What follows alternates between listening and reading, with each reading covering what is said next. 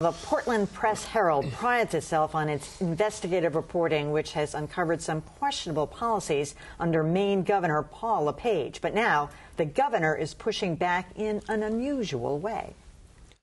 After this hard-hitting investigative series by Portland's Press Herald, Maine Governor Paul LePage had something to say, of sorts. They decided that they would gag us and not talk to any of our reporters. While the Press Herald hasn't had the best relationship with LePage, editor Cliff Schechtman says LePage's office made it clear they didn't like the series. The gag order basically came the last day of the three-part series. It obviously made the administration uncomfortable because we revealed things that the public did not know about the Department of Environmental Protection. But the governor's ire seems based on ideology rather than factual issues. We have gotten no complaints about any accuracy from anybody involved in this.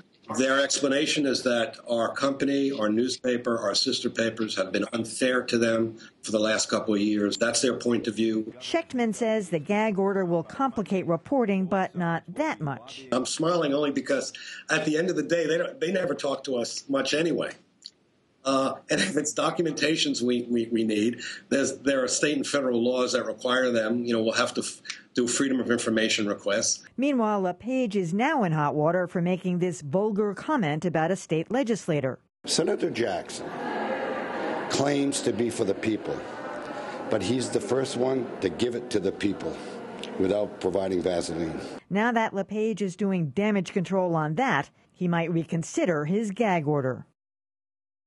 Well, that's just shocking. First of all, this Portland Press Herald piece, I didn't read all 15,000 words, but it is unbelievable. It's eye-rolling. It's just like the most unbelievable investigative thing I've ever seen. It's right out of Chinatown with Jack Nicholson and Faye Dunaway. It's like, oh my God, And this woman is taking her work as a lobbyist. She couldn't get it done as a lobbyist. She got herself into office. She's finishing off what she started and, changing all this state policy and everything. No wonder they didn't like the thing. But can you imagine? I mean, there's got to be something desperately wrong with this guy. And then I know he's a Tea Partier and all that. How did he get elected? I know I'm kind of off the subject here, but it's he only had 38% of the vote. It was a seven-way race. He had an independence. And, yep. I mean, really. This guy has been a train wreck since he entered office. I mean, one of the first things he did was he had a mural removed from the State Department of Labor because it was too pro-labor. I remember that. I mean, it's just been one thing after another with him. But for some reason, the two things that he's done most recently, cutting off the Portland Press Herald and making that amazingly crude comment, that seems to have gotten him the national attention that has eluded him up to this point. I don't think it's attention that he wants. Let me try to elevate this a little bit. There have been court cases that have found that elected officials cannot bar the media from official events that other media are able to go to. And he does seem to avoid it getting into that particular problem. You don't owe the media any special access. And that seems to be what he's trying to do here. He's not going to talk to them on the record. Yeah, I'm not going to talk to them. But, I mean, who would care? Yeah. You know what? This is another one of those cases, though, where, and it was interesting that the editor found it a bit humorous because this, in many ways, this now makes it a lot easier for them to get their stories in print because they don't have to wait for the governor to give them the no comment. They'll just go forward and they know right away. It's much simpler there. But also, now, how many people in Maine have gone back and read that series because suddenly they know that this absolutely got under the governor's skin, and everybody's going to want to know what was it about. And it is a prize-winning series. It's going to be a contender for the Pulitzer. It really will be. It was very good work. A lot more people really now are going to pay attention accessible. to it. The way they compartmentalized all the parts of the stories, and you read one section, another, and really developed all these things. This woman, the EPA has done for them. It's quite well done. Well, as has been said, he's said many other things that are so inappropriate. So, somebody must be writing a book about him right now, I'm sure.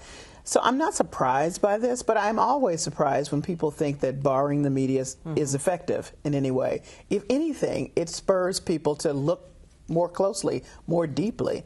And they have to now because they have to work around your being official and on the record. So it just never pays off. So now he's invited more press attention in a really interesting way, in an indirect way, which is not going to be helpful for him at all. I don't understand that at all. But I am curious about what the public reaction will be, both to the series and both to the kind of comments that he made. This and one, in Maine too. Right. I mean, this is one of his really crude comments.